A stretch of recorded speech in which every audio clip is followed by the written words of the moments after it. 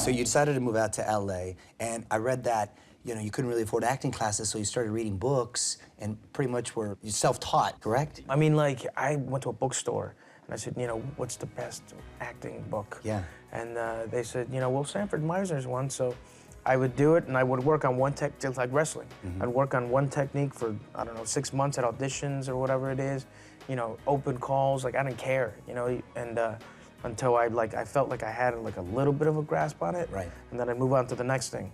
And then it took me 2 years to get through the book, but I went through the book like maybe 3 or 4 times. Wow.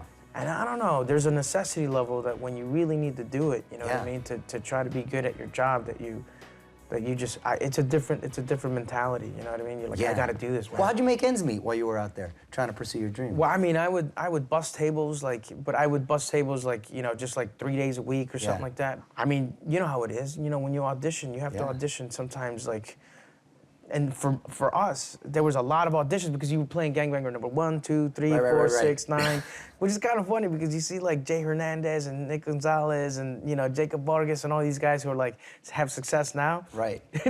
Like 15 years ago, you would see us in a waiting room and we're all dressed like gangbangers with bandanas. Right. You know what I mean? And everybody knows each other. And I'm from Chicago, man. Right, so I'm like, exactly. I really don't know, like, I didn't know the accent that much. Sure. Like, just work on it a little bit. You got something going. What was the first professional gig you got? It was My Fellow Americans, and it was playing an illegal. Okay. It was with Jack Lemmon and James Garner, and I had 2 scenes with them. Wow. And one of them was like 1.5 pages, and I didn't know who they were. You know what I mean? I thought, I was like, you know, Jack Lemmon, James Garner. He's like grumpy old man. I was like, oh, yeah. Rockford Files, I know who they are. Yeah. And you even got to work with Sidney Poitier. Yeah, but see, I was an extra. Okay. And I saw, I think that was like a blessing in disguise because I saw To Sir With Love, the first one, 2 weeks before the open call. And I remember loving that movie. And they said, Sidney Poitier is gonna be in it again. I was like, what? So that was really exciting, you know? And I was like, you know, would you like to be an extra? I was like, I don't even know what that is. Am I gonna be seen a little bit? Yeah. And I was the worst extra ever, to be honest with you. If we were shooting, I'd be over here. On that camera, I'd be back there. And then this camera, I'd be over here being like...